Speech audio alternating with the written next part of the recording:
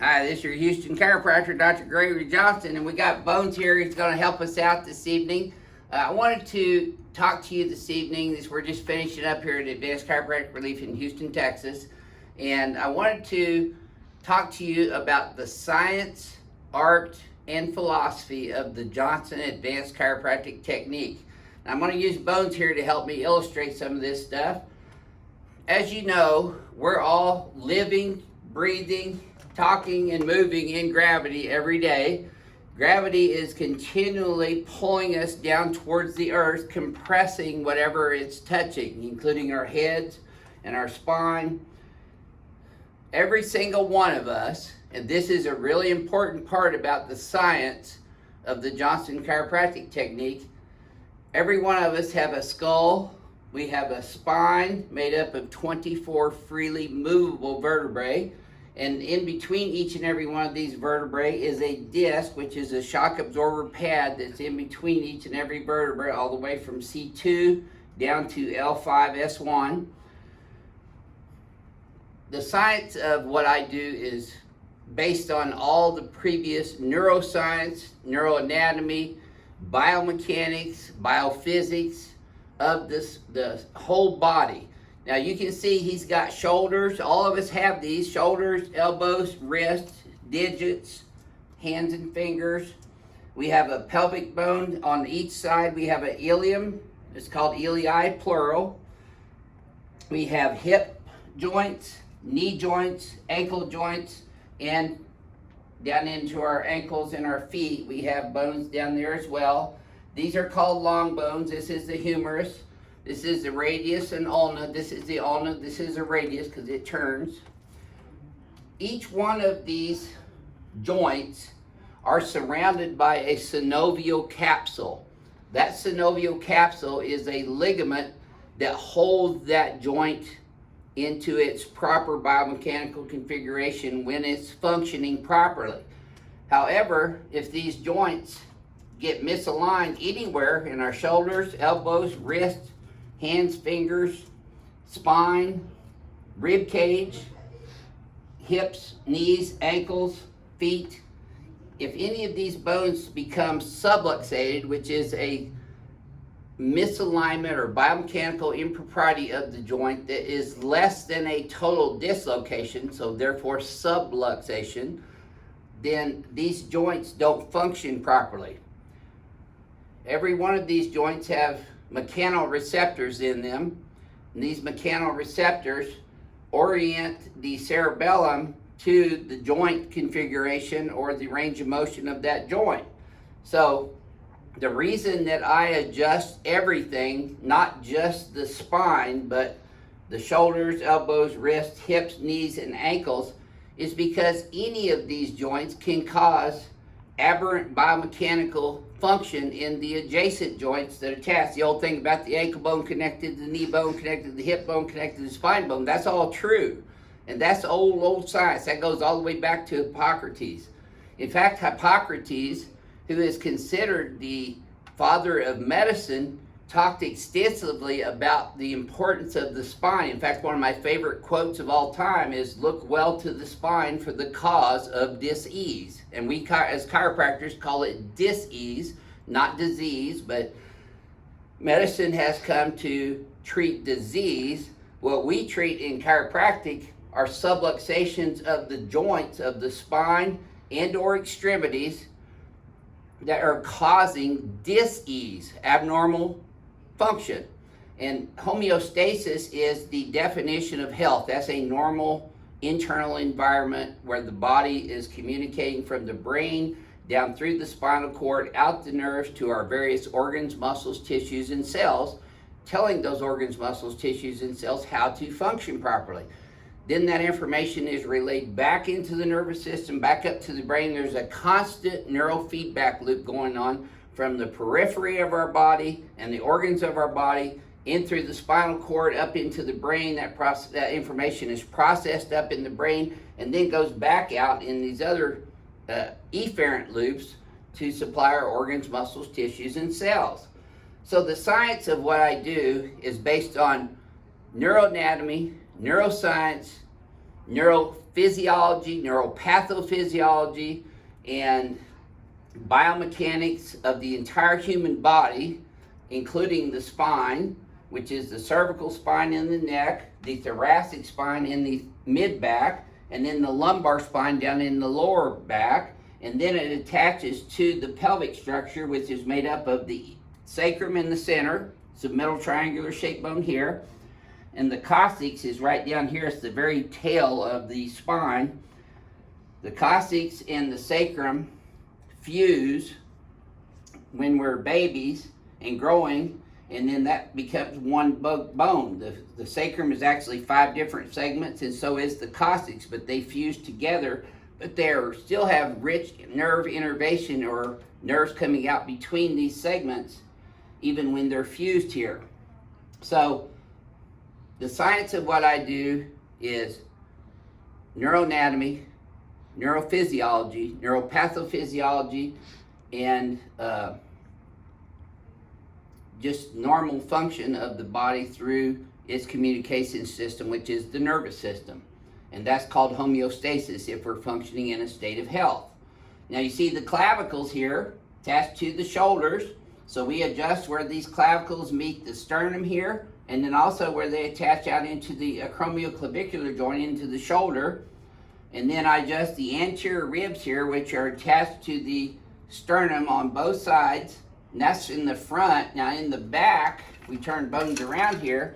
You can see the ribs are attached here to the transverse processes of the vertebra. This part sticking out back here is the spinous process. This is the lamina, which are the arches of the vertebra that form the facet joints, and that's the joints that hold the spine up in gravity, like the pillars are holding up the beltway out here.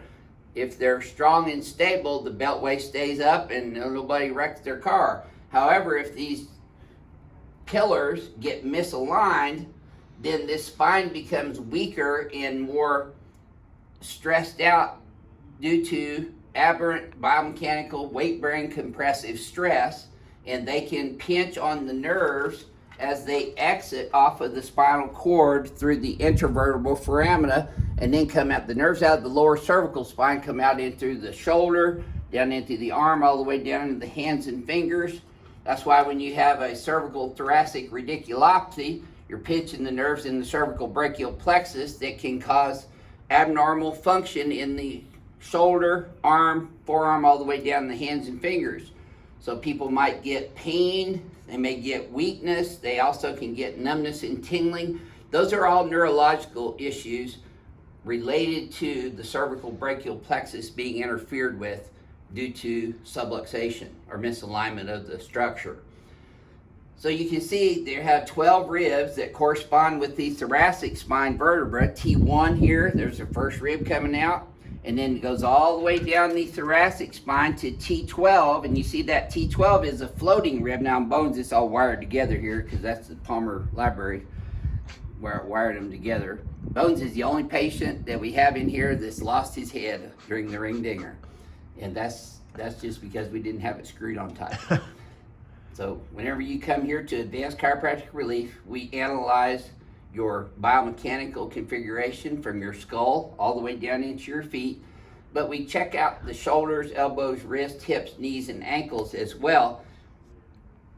And the art of the Advanced Johnson chiropractic technique is that the chiropractor, me in this case, needs to know the anatomical integrity of the ligaments surrounding these joints so that when we deliver the adjustment or the high velocity, low amplitude thrust into a joint, which could be the cervical spine, thoracic spine, or lumbar spine, that we take that joint through its maximum range of motion in the anatomical integrity of the ligament through the paraphysiological space, and that's where you feel that expansion of gas and you hear that expansion of gas explode, and that's the cracks that y'all crack addicts love.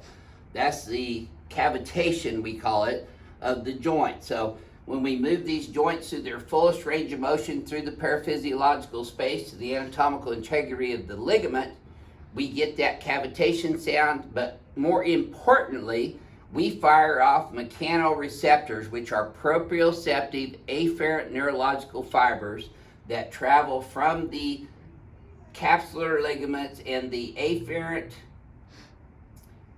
proprioceptive neurological nerves out of that particular level of the spine that affects the normal or abnormal, depending on the function of the spine at the time, neurological function as it travels up into the lateral spinal thalamic tract, if it's pain, through the medulla oblongata, which is the brain stem that's housed right here at C1 and C2. Now C1's all crammed up here under bones occiput, but it's right there between the occiput and C2. That's the medulla oblongata. That's the brain stem. That controls our most primordial functions as human beings, which is cardiovascular function and respiratory function. So that's really important. And then the message goes up into the cerebellum, where that travels through the nucleus intermedius and then is relayed then back down through the spinal cord, through the medulla, into the spinal cord, which is from C3 all the way down to T12, L1, L2, where it branches off and becomes what's called the filum terminale, and it looks kind of like horse-hairs coming out of there. And then these nerves still come out all the way between each and every one of these lumbar spine vertebrae in the intervertebral foramina here. And you can see that the facet joints here, called zygapophyseal joints in the lumbar spine, if they are misaligned, here we get a pinching on the nerves that come out between the vertebrae here, and the disc, if the person is forward in the mechanics, it compresses the disc in the front. The disc bulges backwards. That's where the intervertebral foramina is, and that's why when you have a bulged and/or herniated disc, which are really synonymous terms, herniation describes the nucleus pulposus, which is the gelatin-filled ball inside of the disc, excuse me, exploding backwards, and you can have a herniated disc without the fragmented disc laying on the nerve. That's called a herniated nucleus pulposus, and that can pinch the nerves and cause lumbosacral radiculopathy down in the low back area here, or if it's up here in the cervical spine, it's called cervical thoracic radiculopathy, and they can herniate the same way up here in the cervical disc. Now, if there's a fragment of the disc laying open, like what Shekinah had, those are cases that we send off to neurosurgeons for to have surgery, because there's no amount of adjustments in the world that can take that nerve pressure off of a fragmented herniated disc down in the lumbar spine or cervical spine for that matter, or even thoracic spine. A disc can herniate anywhere in the 24 freely movable vertebrae. So again, the art of the adjustment is knowing how to deliver the high velocity, low amplitude thrust into the maximum joint range of motion in all the joints of the body. And the philosophy of the Johnson Advanced Chiropractic Technique is, if we stimulate this neuroproprioceptive impulse in any of the joints of the body, anywhere, including the spine and the extremities, we fire off neuroproprioceptive impulses that send messages into the brain. So I've done this over the past 38 years, and I have learned over that time frame that if you adjust the hips, knees, ankles, wrists, elbows, shoulders, any of these joints, it fires off neuroproprioceptive impulses into the brain, and the cerebellum regurgitates that, sending those efferent impulses back out to the body, and you can affect a change in the neurology of this particular individual by cavitating these joints and firing off those neuroproprioceptive impulses. So my philosophy is simple. It's based on the existing science of anatomy, physiology, neurophysiology, neuroanatomy, neuropathophysiology, that we affect a neurological change that travels afferently up into the brain and then efferently back out of the brain to coordinate body's function. So it's my theory, and it's my philosophy, that if you adjust all these joints, you create a cascade of neurological bombardment that overrides the pain gate, which is something that it's a neurological pain loop that gets started in there, and patients continue to hurt for a long, long time. And that's how you get chronic pain if it's a duration of over 3 months or more.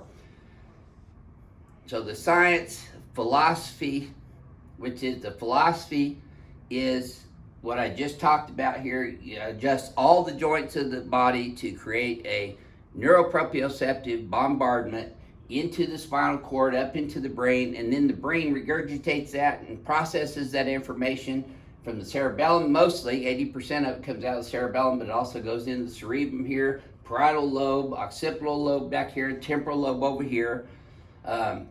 So we're affecting all the neurology of the brain and the spinal cord when we affect an adjustment of any joint.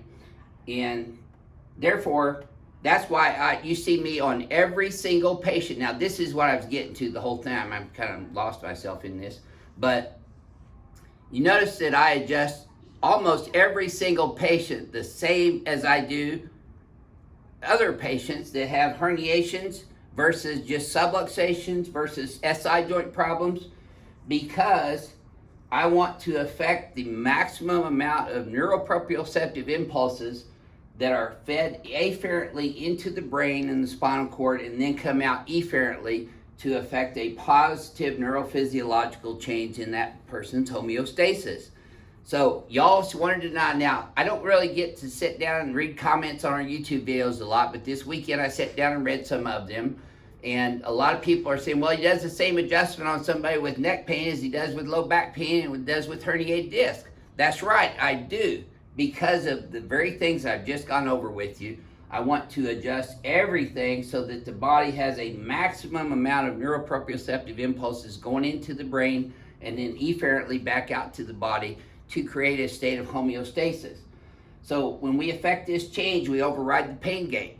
So I adjust everything on everybody, and it looks the same from where you guys are watching it on YouTube. However, I'm using different forces to adjust Renee versus Jeremy versus Tristan, and every other patient who comes in there has their own unique range of motion. So that's the art of the adjustment, is knowing that range of motion and affecting a cavitation or a maximum joint range of motion within the anatomical integrity of the ligament.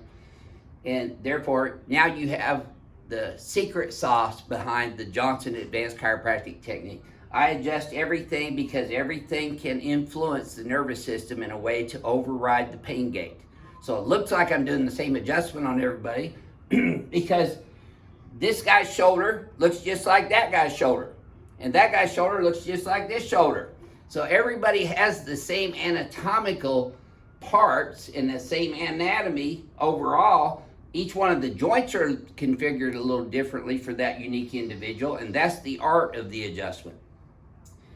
So the science is existing science on neuroanatomy, neurophysiology, neuropathophysiology, biomechanics of the spine, biophysics of the spine, how the biology, the physics of biology interacts with all this. So this is the y-axis. So gravity's constantly pulling us down towards the earth on the y-axis.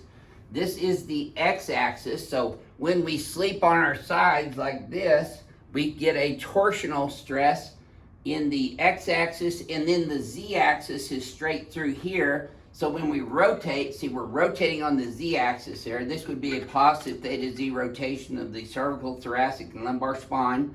If it was this way, it'd be negative theta z rotation. This way, bending forward. Now, Bones can't bend very far because he's had a spinal fusion with rods stuck in his spine and head, so he's not going very far. But if you're forward like this, you create an x-axis differential. So this is positive theta x forward, negative theta x backwards. Most people, though, are forward in today's society. We get this forward head posture going. Then we get compressive stress on the anterior disc. The disc then bulges backwards. That's where the nerves are, and that can influence your health in a very negative way. Dis-ease. So anyway, I'm going to take Bones off of here for now. And I'm going to lay him down on the new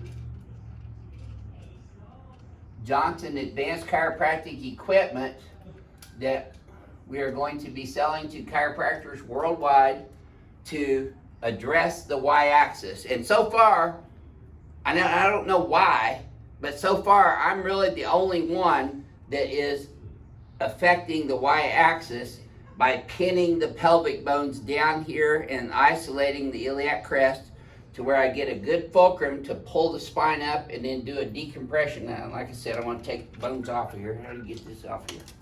Comes off through the sacrum, right here. Okay, well, I don't know.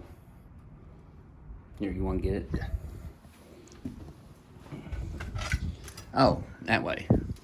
Okay, so we're going to lay bones down here on the table.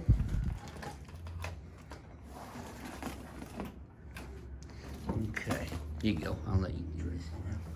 Thank you. Welcome. I'm going to screw Bone's head back on here because I don't want to pull his head off again. By the way, you would really have to use a tremendous amount of focused strength to fracture the spine. So now the new table here has a 1-button memory system, so all I got to do to raise Bone's legs up parallel to the floor is to push number 1 there. I've got it preset here. And Bones needs to scoot down a little bit. There we go. So see, we want to have the lower legs here parallel to the floor. Now that's a little high for Bones, so I'll let it down just a bit. He's not shy. So there, see, his pelvis is flattened out now. The lumbar spine has flattened out a little bit, so it relaxes the paraspinal musculature all the way up. Coming down this way a little bit more, Bones. And let's put your hands right here for now. So the technique that I do to decompress the y-axis, I call, and I have nicknamed it this 30-some years ago, the ring dinger, because whenever I decompress the spine, see, I've locked the iliac crest in there, right here. So when I wrap the towel around Bone's occiput and mandible, and I do a straight vertical lift on the y-axis, you see what that's doing? That's taking away that compressive stress on the y-axis, opening these discs up and sucking the nuclear material back inside through a negative vacuum that's created in the disc. So we're going to lift that straight up, adjust everything from his occiput all the way down to his sacrum, which is 24 freely movable vertebrae. Let me have these hands more right in here. Bones is not as limber as he used to be. There. So anyway, you can see Bones has had this a couple times and he's still a happy camper. And see, he's not kicking anymore because he's dead. He's plastic, actually. Any other questions, Jeremy, that you think should be answered on this? Okay, No, so this is the y-axis. And then I take patients over here, or sometimes I adjust them over there first on the BioPhysics table, and we adjust the z-axis. We might as well just do that. I'm gonna take these pins out here for you, Bones. Okay. Do you feel that all the way down? Okay. Ow, man, you're pinching my hand there, Bones. Ouch. All right. Now, Bones hadn't really been on this table yet. Okay. I'm hoping his ribs don't poke a hole in my upholstery here. Yeah, that's what I was afraid of. So anyway, we'll get old Bones probably up here. So, Bones is laying prone right now, which is face down. So why do I check the leg length? Because remember, the ankle bone connected to the knee bone, connected to the hip bone, connected to the iliac crest and the spine, it all functions together. So if we have a short leg over here, and I bring this legs up like this, and it gets even up here, that tells me that he has a left sacroiliac subluxation. And what we do then is we adjust the sacroiliac joints. The reason you see me doing the angle on the sacroiliac joints, because I'm adjusting that in the facet plane, if you will, of the big SI joints here. I'm adjusting that at a 45-degree angle. The SI joint doesn't have a lot of movement other than sliding in that 45-degree angle that's in the SI joints themselves. The sacro, being sacrum here, iliac joints. L5's right here, L4, L3, L2. So that's why you see me coming straight P to A on L5, L4, L3, and then the angles start changing on my arm as we go up the spine because that's the way the facets line up. And they change all the way up here, and then the thoracic spine, this is where y'all like the thoracic park part of it. We get this all moving, so we're not just moving the vertebral joints, we're affecting the costovertebral joints, which is where the rib attaches to the thoracic spine transverse processes. So we're adjusting the facet joints and the costovertebral joints back here. And then up here in the cervical spine, you're supposed to have a smooth forward lordosis in the cervical spine. So bones is laying face down. I'm adjusting again in the lines of the facets in the Z-axis and putting those vertebrae back forward to where the curve in the cervical spine can be restored to a normal cervical lordotic curve. If bones have a normal cervical lordotic curve, a thoracic kyphotic curve, a normal lumbar lordotic curve, and then you see there's also a kyphotic curve down here in the sacrum and the coccyx. So there's four really. There's cervical, thoracic, lumbar, and sacrococcygeal curves. Lordotic, kyphotic. And this is not a kyphosis, which is pathological. You have a normal C curve backward in the thoracic spine because that's how we're in the womb in the fetal position. And then we get up and start crawling around. We're on all fours. That's how we develop our cervical curve and our lumbar curve because our knees are on the ground, our butt's up in the air. We're crawling around gravity. What's gravity doing? On the y-axis is pulling us down. So your butt's up in the air, so you start creating this lumbar curve, and you have to lift your head up to keep from running into the furniture or the walls, or your cousins or whoever's around the house.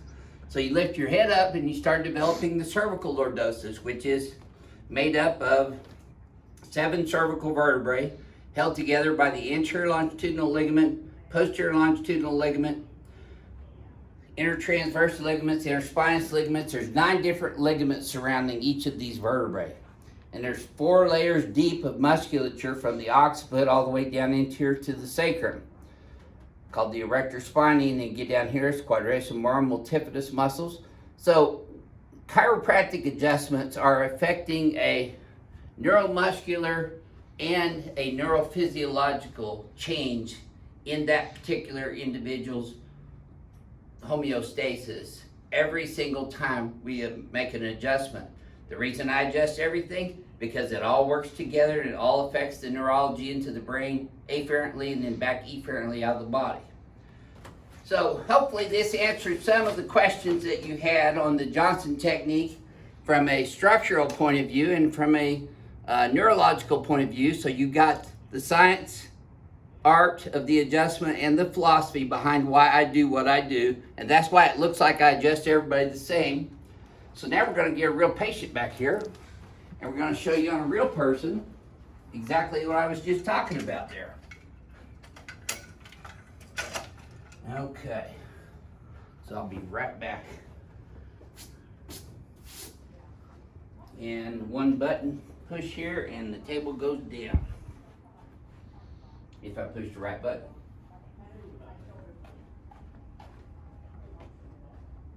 Hey, how are you? I was like, oh my gosh, how you doing, man? And on and on and on and on. Hey, you want to do the video? No, I just finished doing my education thing. Yeah, like 40 minutes.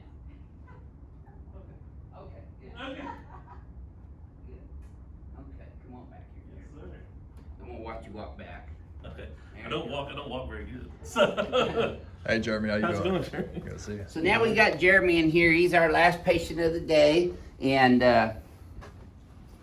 Jeremy has been kind enough to offer his body for our YouTube video, so that we just showed you what I do on bones over there on the x-axis, the y-axis, and the z-axis. So we're going to show you how that works on a real person with skin over top all that.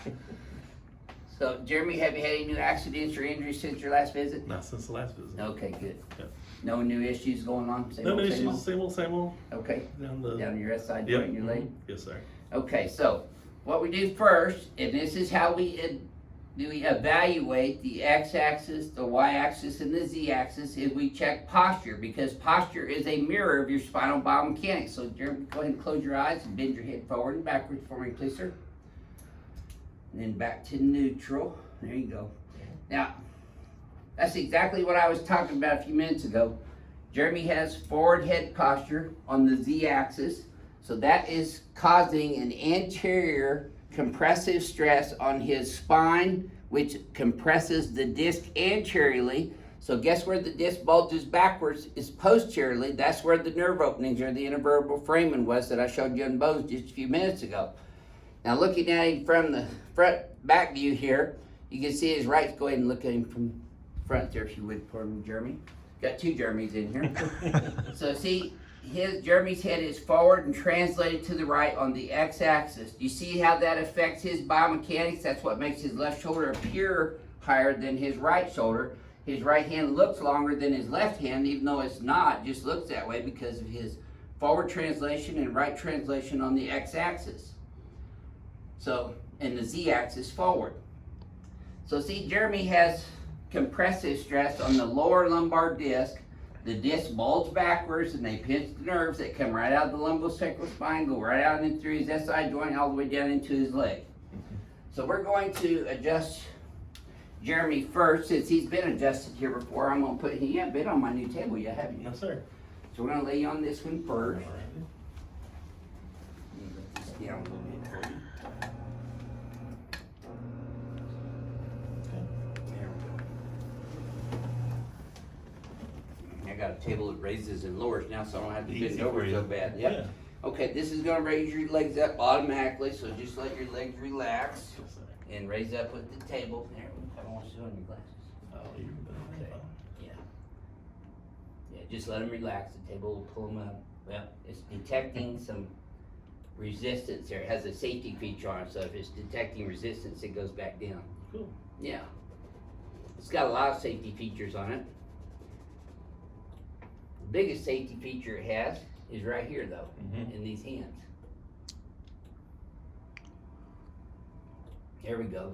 Well, come on. You got some tree trunks for legs. Okay. So we're going to pin his iliac crest in here just like we did in bones, only he's got some meat on his. That's why some people get a little sore after the pins have been pinned in here. Okay, slide down just a tiny bit there, Jeremy. There you go. This is going to feel tight. There we go. Okay. Get you a clean towel here. Okay, lift your head up. That's better than the other table. Yeah, it does. It's more comfortable. Okay, deep breath through your nose. There we go. Oh, yeah. You should have felt that all the way down, Jeremy. I did. Good. So, what I just did there was I delivered a high velocity, low amplitude thrust in the y-axis to Jeremy's spine from his skull all the way down to his sacrum. And looky there, he's still kicking unlike Bones. Bones didn't have a reflex because he's plastic. There you go. Now I'm adjusting his cervical spine on the y-axis, the z-axis, and the x-axis with that adjustment. That's the Palmer diversified rotary brake. Push one button and it goes down all by itself. Now it's not even making that roller coaster noise anymore. Not at all. Let me help you up sideways. There we go. Okay, let's lay you on your tummy there. That was good.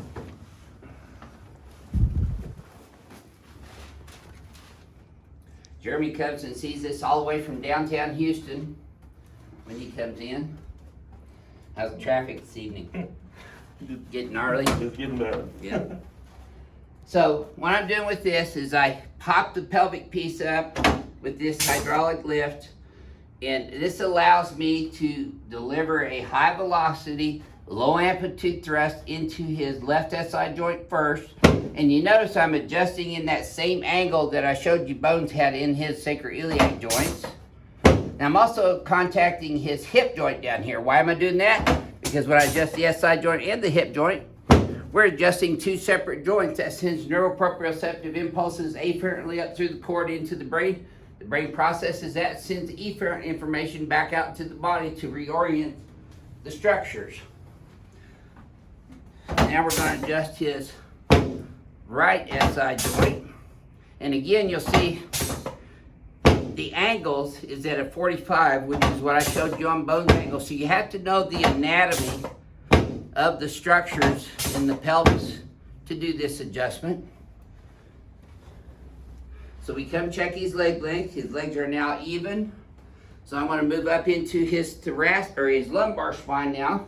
I just adjusted the sacrum and the SI joint. So now I'm adjusting L5 straight P to A, L4 straight P to A, L3 with a slight inferior to superior angle and P to A. And this is all in the Z axis.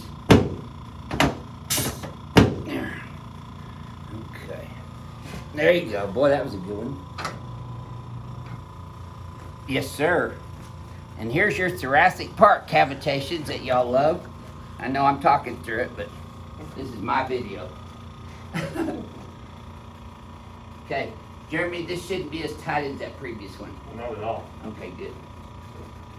So now, I'm moving on up into his cervical thoracic spine. Yeah, there you go. So you see it pops his head back up this way. That's my little table down. Get that up. So, again, I'm delivering a straight P to A adjustment, but in the lines of the cervical facet joints. That was C3, that's C5. Now, all the way down here at T1, so I can push the T1 vertebra and T2 vertebra straight P to A in the Z axis. That allows his head to come back up over his thoracic spine in the Z axis. Let's turn you on your back now, Jeremy. You've been needing this, haven't you? Yeah. There you go. All right.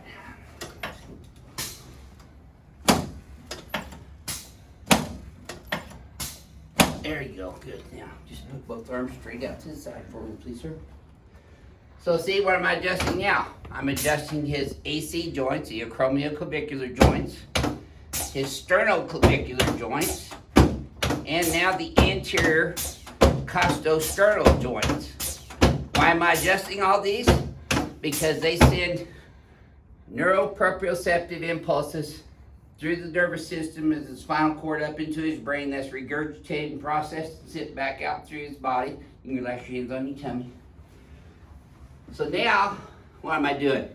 I'm adjusting his ankle, knee, and hip joints all the way up into his lumbosacral joint on the y-axis, but I'm doing it from the bottom end of the table. There you go. Feel that all the way up? Yes, sir.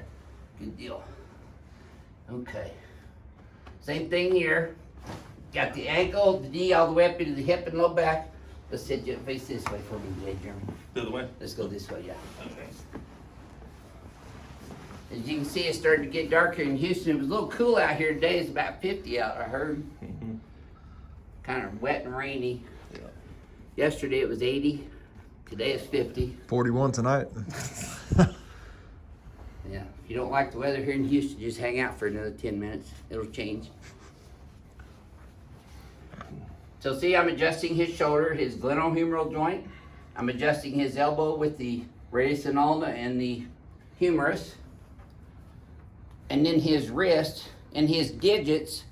Because what am I doing every time I adjust these joints? I'm affecting a neuroproprioceptive change in those capsular ligaments that sends neuroproprioceptive impulses into the cerebellum.